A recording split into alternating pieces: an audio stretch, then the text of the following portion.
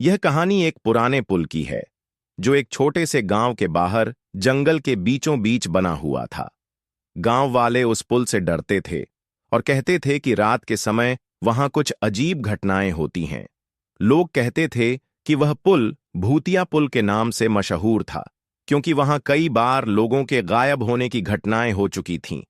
एक दिन गांव में एक युवक विक्रम आया, जो बहुत ही साहसी और निडर था। उसे इन अजीब घटनाओं के बारे में जानने का बहुत उत्साह था। गांव वालों ने उसे समझाया, लेकिन विक्रम ने उनकी चेतावनियों को नजरअंदाज करते हुए पुल पार करने का फैसला किया। रात का समय था और विक्रम अपने कंधे पर बैग लटकाए पुल की ओर बढ़ने लगा। हवा में ठंडक थी और चारों ओर घना अंधेरा छाया हुआ था। जैसे ही वह पुल के पास पहुंचा, अचानक उसकी घड़ी ने जोर से बीप करना शुरू किया और उसकी घड़ी का वक्त 1 घंटे पीछे चला गया। विक्रम थोड़ी देर के लिए रुक गया, लेकिन उसने फिर भी कदम बढ़ाए। पुल पर कदम रखते ही उसे एक अजीब सा एहसास हुआ, जैसे कोई उसकी निगरानी कर रहा हो। वह आगे बढ़ता गया, लेकिन तभी अचानक पुल के नीचे से एक डरावनी आवाज आई। तुम यहां क्यों आए हो? विक्रम चौंका और उसने देखा, पुल के दूसरी ओर एक साया खड़ा था। वह आकृति बेहद धुंधली थी, लेकिन विक्रम ने उसकी आंखों में एक रहस्यमय चमक देखी। वह साया धीरे धीरे उसकी ओर बढ़ने लगा और विक्रम की धड़कन तेज हो गई।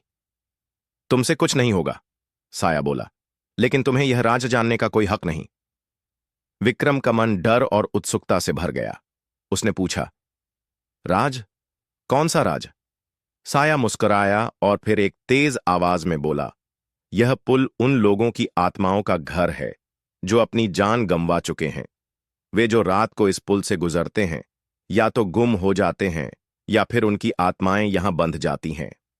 विक्रम अब पूरी तरह से डर चुका था, लेकिन उसने अपनी हिम्मत जुटाई और साया से पूछा, अगर तुम्हें पता है तो मुझे बताओ, क्या मैं इस पुल को पार कर सकता हूं?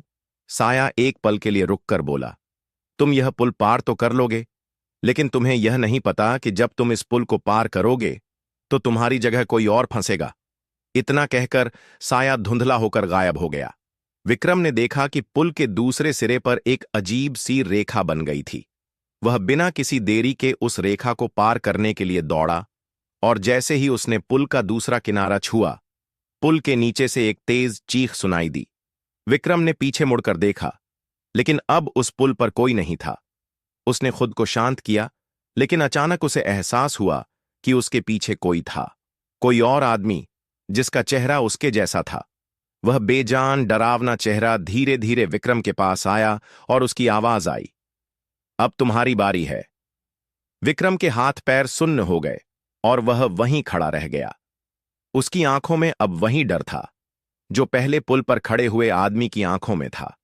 वह महसूस कर रहा था कि अब उसकी आत्मा भी इस पुल का हिस्सा बन चुकी थी, और अब वह भी उन आत्माओं के बीच फंस चुका था जो रात के अंधेरे में इस पुल पर चलते थे। गांव वालों ने जब अगले दिन पुल पर विक्रम की खोज शुरू की, तो वह कभी नहीं मिला। बस उस पुल पर एक और आत्मा की हंसी गूंज रही थी। अब लोग कहते हैं कि विक्रम की आत्मा भी पुल के पास घूमती है और हर उस व्यक्ति को चेतावनी देती है जो रात में उस पुल को पार करने की सोचता है।